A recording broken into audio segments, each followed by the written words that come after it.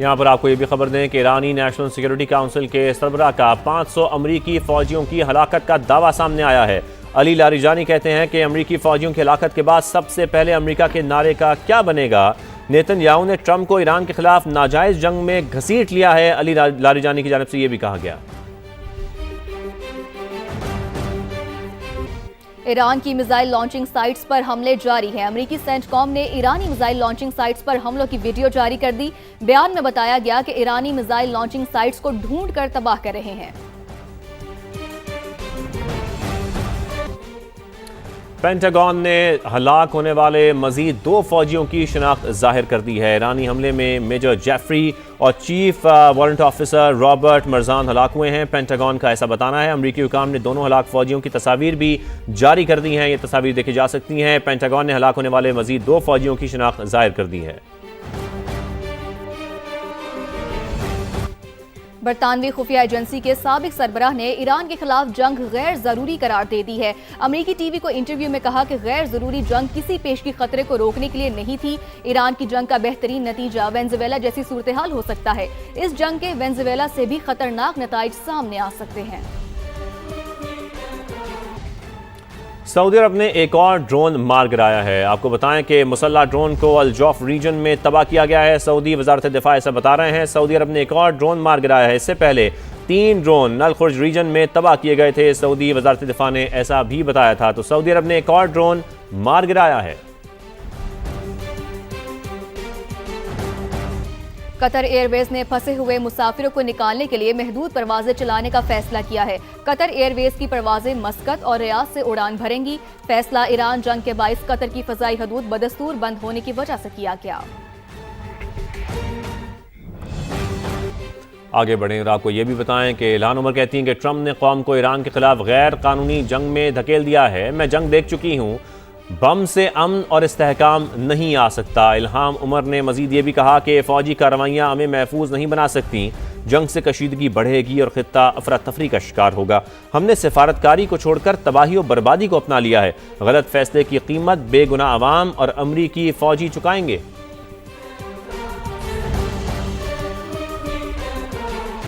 अब बात करें, अमेरिका ने ईरान से 2000 किलोमीटर दूर जाहरियत का मुजाहिरा किया है। ईरानी वजीर खारजा की जानिब से ऐसा कहा गया है। ईरानी फ्रिगेट भारत का मेहमान था जिस पर अमले के 130 अरकान सवार थे। ईरानी वजीर खारजा ने मजीद कहा कि ईरानी फ्रिगेट को बैनुल अक़वामी समुंदर में बगैर वार्निंग निशाना बनाया गया। अमेरिका ने जो मयार कायम किया है उस पर पछताना पड़ेगा। अमेरिका ने ईरान से 2000 किलोमीटर दूर जाहरियत का मुजाहिरा किया। ईरानी वजीर खारजा की जानिब से कहा गया। मजीद कहा कि ईरानी फ्रिगेट भारत का मेहमान था जिस पर अमले के 130 अरकान सवार थे। ईरानी फ्रिगेट को बैनुल अक़वामी समुंदर में बगैर वार्निंग निशाना बनाया गया। यहाँ पर आपको ये भी खबर दें कि ईरानी नेशनल सिक्योरिटी काउंसिल के सरबराह का 500 अमरीकी फौजियों की हलाकत का दावा सामने आया है। अली लारिजानी कहते हैं कि अमरीकी फौजियों की हलाकत के बाद सबसे पहले अमरीका के नारे का क्या बनेगा। नेतन्याहू ने ट्रंप को ईरान के खिलाफ नाजायज जंग में घसीट लिया है। अली लारिजानी की जानिब से यह भी कहा गया। ईरान की मिसाइल लॉन्चिंग साइट्स पर हमले जारी हैं। अमेरिकी सेंटकॉम ने ईरानी मिसाइल लॉन्चिंग साइट्स पर हमलों की वीडियो जारी कर दी। बयान में बताया गया कि ईरानी मिसाइल लॉन्चिंग साइट्स को ढूंढकर तबाह कर रहे हैं।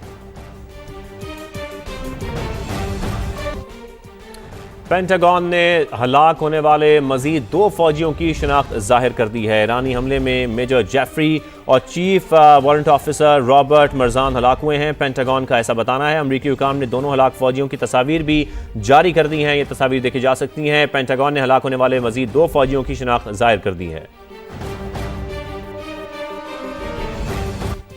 बरतानवी खुफिया एजेंसी के साबिक सरबराह ने ईरान के खिलाफ जंग गैर जरूरी करार दे दी है। अमेरिकी टीवी को इंटरव्यू में कहा कि गैर जरूरी जंग किसी पेशगी खतरे को रोकने के लिए नहीं थी। ईरान की जंग का बेहतरीन नतीजा वेनेजुएला जैसी सूरत हाल हो सकता है। इस जंग के वेनेजुएला से भी खतरनाक नताइज सामने आ सकते हैं।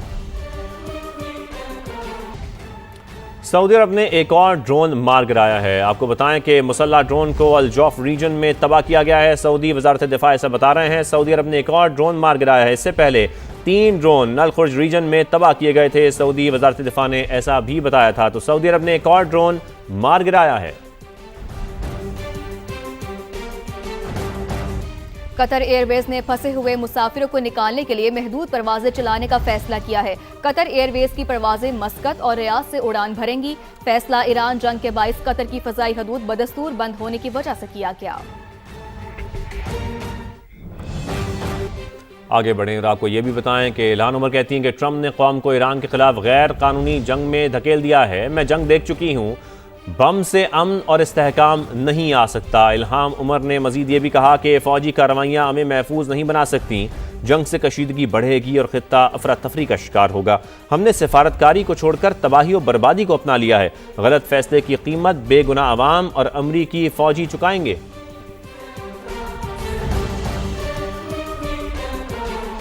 अब बात करें, अमेरिका ने ईरान से 2000 किलोमीटर दूर जारहियत का मुजाहिरा किया है। ईरानी वजीर खारजा की जानिब से ऐसा कहा गया है। ईरानी फ्रिगेट भारत का मेहमान था जिस पर अमले के 130 अरकान सवार थे। ईरानी वजीर खारजा ने मजीद कहा कि ईरानी फ्रिगेट को बैन अल-अक़वामी समुंदर में बगैर वार्निंग निशाना बनाया गया। अमेरिका ने जो मयार कायम किया है उस पर पछताना पड़ेगा। अमेरिका ने ईरान से 2000 किलोमीटर दूर जारहियत का मुजाहिरा किया। ईरानी वजीर खारजा की जानिब से कहा गया। मजीद कहा कि ईरानी फ्रिगेट भारत का मेहमान था जिस पर अमले के 130 अरकान सवार थे। ईरानी फ्रिगेट को बैन अल-अक़वामी समुंदर में बगैर वार्निंग निशाना बनाया गया। रावलपिंडी के शंघाई प्लाजा में 12 घंटे बाद आग पर काबू पा लिया गया है, लेकिन कूलिंग का अमल ताहाल जारी है। तहखाने में मुश्किलात पेश आ रही हैं। मजीद जानते हैं वहां मौजूद समा के नुमाइंदे यासिर हकीम से। जी यासिर, बताइएगा कि कूलिंग का अमल कहां तक पहुंचा है?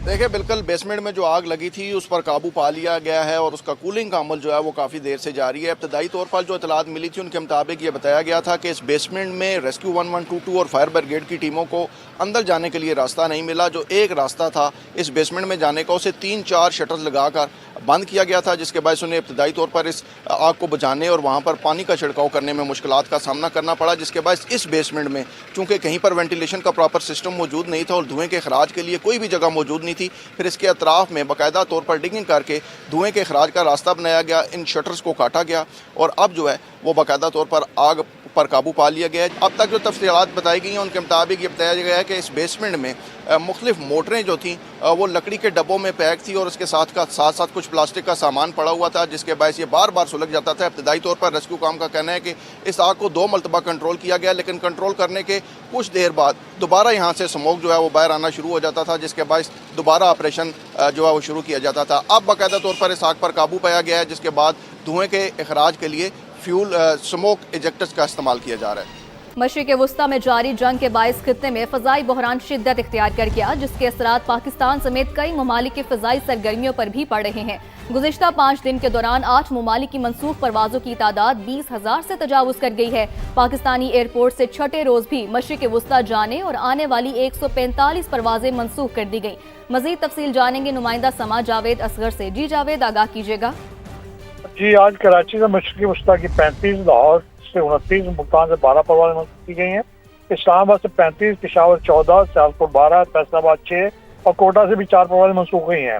जबकि मजमूई तौर पर ईरान पर हमले के बाद पाकिस्तान की मंसूख करदा परवाज़ों की तादाद 900 हो गई है, जबकि Dubai, Abu Dhabi, Sharjah airport से हंगामी इनखला के लिए 167 परवाज़ें ऑपरेट की गई हैं और 8 मुल्क की फ़ज़ाई की बंदिश के बाद मुल्क को 4300 परवाज़ें मंसूख हुई हैं।